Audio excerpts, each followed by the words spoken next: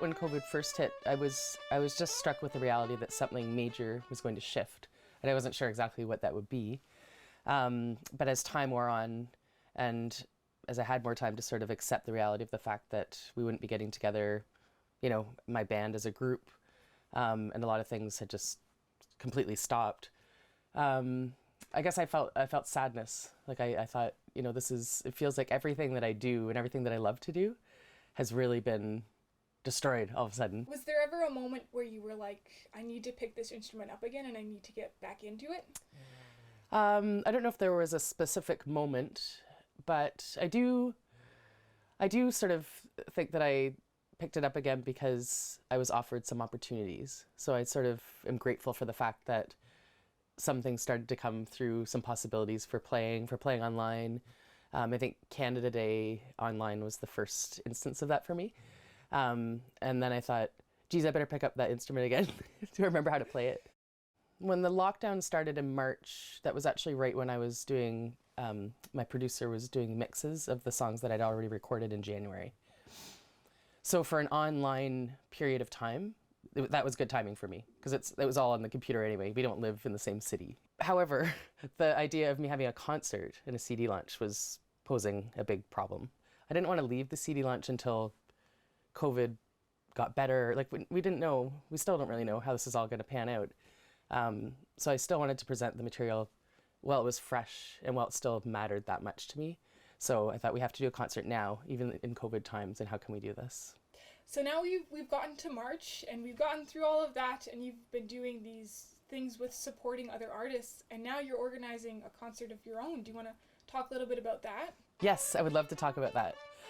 So this sort of came about, I work for the Aurora Fiddle Society and we usually have Southern, lack of a better word, Southern teachers that aren't from the Northwest Territories, come and help teach workshops and travel to communities and teach kids how to play the fiddle, fiddle dances, just stuff that we can't do right now. So we decided instead to direct our funding that we usually have for these kinds of things to support NWT musicians, specifically fiddlers, and in partnership with NAC, the theatre, the Northern Arts and Cultural Centre, bring master fiddlers to Yellowknife and put them on stage for everybody to be able to celebrate.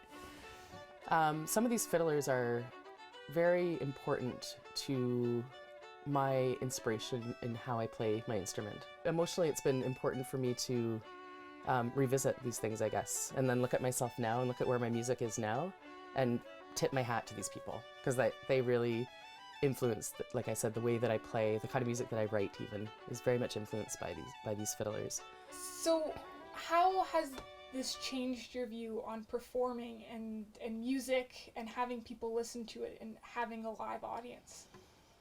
I guess I realized how important the live audience is. And music for me exists obviously without an audience, but I don't really think that it should. I think the audience is part of a huge part of what I love about playing. And I don't mean about getting praise, but just sharing your music with other people. Particularly fiddle music, like that's people for enjoyment, to dance and to basically have a good time, like to celebrate with music. Well, it sounds that like you have gone on a journey and your music has gone on a journey this past year. What are some of the lessons that you learned in your personal and in your creative life that you're going to take out of this? I guess I've learned, and this is like not just a question about, what I've done personally, but I guess I've learned in general that we can't take anything for granted. And I don't mean that to sound like a really negative comment, but I just don't think we ever really thought about, well, I'm not trying to speak for you or for everybody who's watching this, but often people don't think about the fact that all of a sudden things can change. And things can change beyond your control and you absolutely just have to adapt or sink, and I want to live, I want to play music, I want to raise my kids. So there's a point you reach where you just have to do something about it. And I'm not saying it's easy, but I guess that's what I've learned. Like sort of like, it kind of made me learn to grow up a little bit, not take yourself so seriously and get creative and get doing stuff, but do it in a different way.